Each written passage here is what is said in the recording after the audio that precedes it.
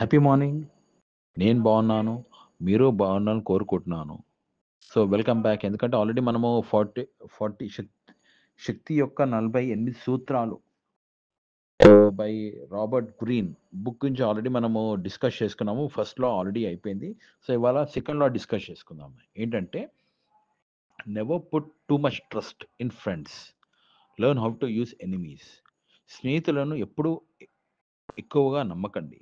శత్రువులను ఎలా ఉపయోగించుకోవాలో నేర్చుకోండి. అంటే స్నేహితులని గుడ్డిగా నమ్మొద్దు అని మన రైటర్ గారు ఇక్కడ చెప్తుంటారనమాట. ఎలా అంటే ఇప్పుడు ఇక్కడ మనకి ఎగ్జాంపుల్స్ అంటే మన మన గ్రంథాలు మహాభారతం తీసుకోవచ్చు. సో, ఇక్కడ ఎలా అంటే మనకి దుర్యోధనుడు, కర్ణుడు తెలుసు. ఇద్దరు మంచి ఫ్రెండ్స్ అని మనము చదివాము, విన్నాము.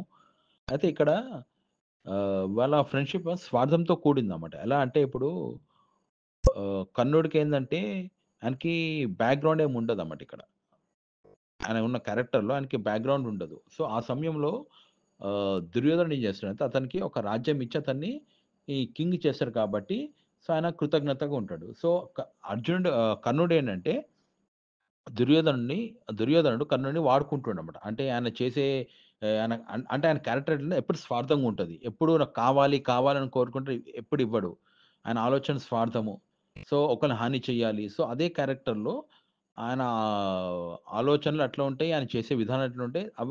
అవన్నిటికి కర్ణుడు బాధ్యతగా వహిస్తాడన్నమాట. కాబట్టి ఎప్పుడైనా గాని ఫ్రెండ్స్‌ని కళ్ళు మూసుకొని నమ్మొద్దు అని చెప్పేసి మనం దాన్ని ఎగ్జాంపుల్‌గా తీసుకోవచ్చు. ఇంకోటేంటంటే శత్రువుని ఎట్లా ఉపయోగించుకోవాలో నేర్చుకోమన్నాడన్నమాట. సో, శత్రువుని ఎట్లా అంటే ఇక్కడ మనకి ఎగ్జాంపుల్ ఏందంటే మనకి కృష్ణుడు అందరికీ సుపరిచితుడే. ఏది మహాభారతంలో భగవద్గీత మనకి చెప్పింది కృష్ణుడు కాబట్టి మనకందరికి అది తెలుసు. సో, కృష్ణుడేంటంటే శత్రువుని ఎట్లా వాడుకోవాలో మనం కృష్ణుడి దగ్గరే నేర్చుకోవచ్చనమాట. అంటే మనసుని నొప్పకుండా వాళ్ళతోని పని చేపించుకోవడం అనేది అదొక ఆర్ట్ అనమాట. అది అందరికి అంత సులభం కాదు. కానీ ఆయన దగ్గర మనం నేర్చుకోవచ్చు. ఎలా అంటే ఒక సన్నివేశంలో ఓహ్, గాంధారి ఎవరు అంటే దుర్యోధన వాళ్ళ మదర్ అన్నమాట. అయితే ఒకరోజు గాంధారి ఏమంటదంటే దుర్యోధనుడికి "నువ్వు నివస్త్రంగా అంటే నువ్వెట్లా పుట్టావో అట్లాగా స్నానం చేసుకొని నా దగ్గరికి రా" అంటదన్నమాట. వస్తే నాకున్న శక్తులతోటి నీకు నీ శరీరాన్ని కవచంగా చేస్తాను అంటదన్నమాట. అయితే అదే సమయంలో కృష్ణుడు అ అక్కడే అదే ప్లేస్‌కి పోతుంటే అప్పుడు ఆయన దుర్యోధన చూస్తున్నాడన్నమాట. చూసేసి అదేంటి దుర్యోధనుడు నిర్వస్త్రంగా ఎళ్తున్నాడు. అది గూడా వాళ్ళ అమ్మ సైడ్‌కే ఎళ్తున్నాడు. ఏంటిది అని చెప్పేసి చూసి ఆపుతాడు. "ఏంటి దుర్యోధన? ఏంటి నువ్వు ఏం చేస్తున్నావు? నువ్వు అసలకి నీ ఏజ్ ఎంత? నువ్వు చేసే పనేంటి? మన శాస్త్రాలు ఒప్పుకోవు గదా! ఏంటి అది గూడా నువ్వు మీ అమ్మ కుటీరానికి సైడ్ పోతున్నావు" అనేసరికి అదే "నువ్వు ఎట్లాగో నమ్మవు గదా! తెలుసు విషయం" అని చెప్పేసి ఆయన చెప్పేసి ఎళ్ళిపోతాడు. అప్పుడు దుర్యోధనకి మైండ్‌లో ఒక ఆలోచనొస్తది. అవును నేను చెప్పింది కరెక్టే గదా!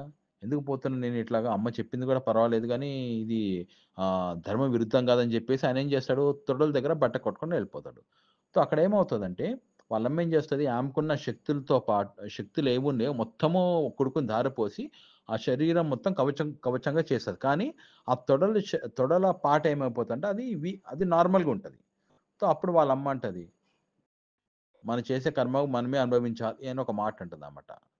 సో, ఇక్కడ మనం నేర్చుకోవాల్సిందేందంటే ఇక్కడ దుర్యోధనుడుని కృష్ణుడు ఎట్లా వాడుకున్నాడు? మంచికి వాడుకున్నాడనమాట. అంటే ఆయన శత్రువే గానీ, ఆయన మంచి పనికి వాడుకున్నాడు. సో, ఇది మనము శత్రువుని ఎట్లా వాడుకోవాలో ఇక్కడ మనము తెలుసుకోవచ్చనమాట. సో, ఇక్కడ మన రైటర్ గూడా చాలా బాగా చెప్తారు. ఎందుకంటే శత్రువుని ఎట్లా వాడుకోవాలి, మిత్రులని కళ్ళు మూసుకొని నమ్మొద్దు. సో, ఇవన్నీ పవర్ లాస్ అంటే దానివల్ల మనం ఎంత అంటే ఒక్కొక్కటి మనకి బుల్లెట్ పాయింట్స్ అన్నమాట ఇవన్నీ.